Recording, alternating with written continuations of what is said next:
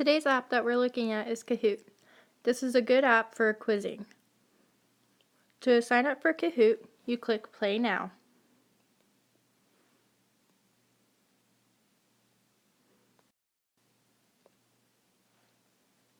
When you click Play Now, it will take you to Kahoot, and it says to enter a game pin. But first, you need to get your own Kahoot, so click on Create Your Own Kahoot for free.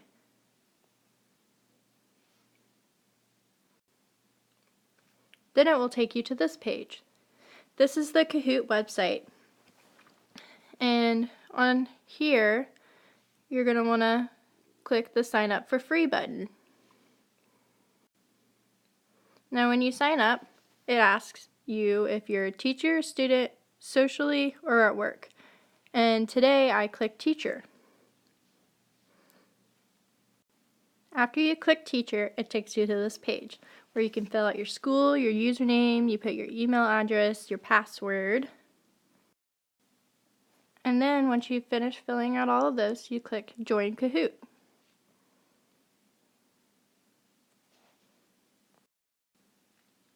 Our next page will take you to one that looks like this. And down here is where you can create your quiz. There's a jumble, but we're going to create a quiz today. Here's some other options. When creating your quiz, it asks you to fill out this information. You can give it a title and then the description. You can click if it's visible to everyone, the language. Once you've filled all that out, you can click next, and then you want to add a question.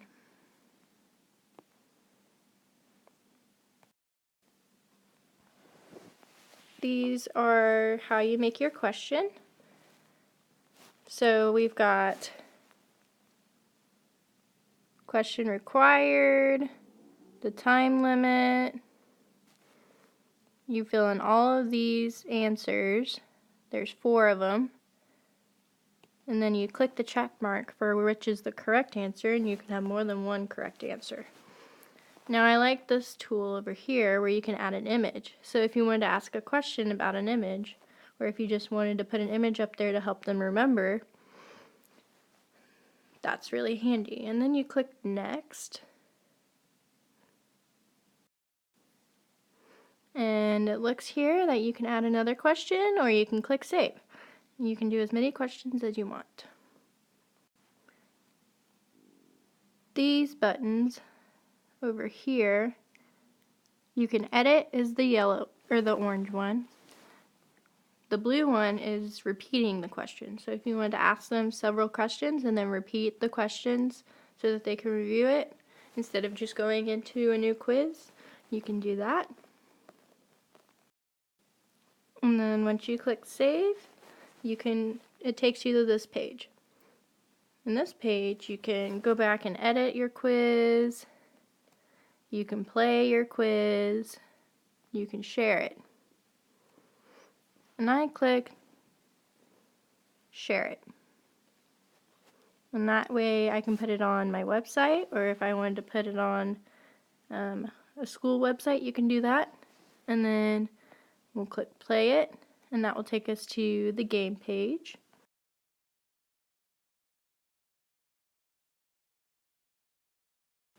Kahoot has 2 options for how to play it. You can do the classic where everyone just has their own answers, or you can do team mode where they share a device. Today we're going to do classic.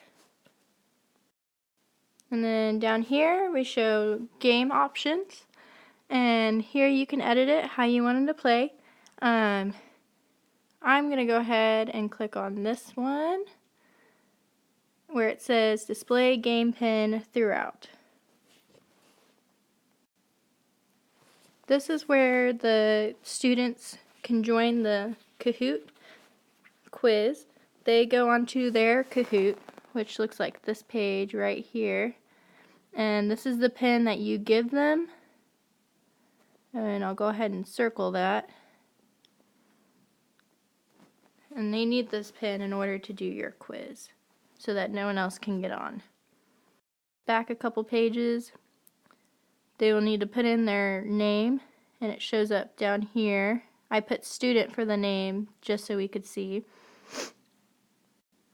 This is what their screen will look like, and they'll enter that pin in right there. Then they'll click enter. And once they click enter, and then this will be when you start it. When you start your quiz, it will ask the question, and then the students can think about it. It has like 30 seconds, and I believe you can edit this in that game setup. And then right here is what is going to be on your screen. And on their screen, they're just going to get the color and the shapes that go with it. And they have to click on the right answer. Now for multiple answers, if they're correct, they click on one still, but they can get multiple people can get them still correct, as long as they have one of the right answers. And then when not everyone has answered, this will be on their screen, and that's okay. It just means they're waiting on other people to answer. And then once everyone has answered, it will be this screen over here. This will be displayed on yours, and they'll all get to see this. And it can show you how many students got it correct, and all the wrong answers were 0. So you can keep track of what they need to work on and what they don't need to work on. And then it will show this at the end of all your questions, and it will have the top score, and then the bottom, the next closest ones will be here. And then you can, as a teacher, click on get the results, and it will have them right here, and it says the student missed 0. And for the teacher, if you want to save this result so you can go back later and review it, or you can click play again, or you can have show feedback. And that's the end. Thank you.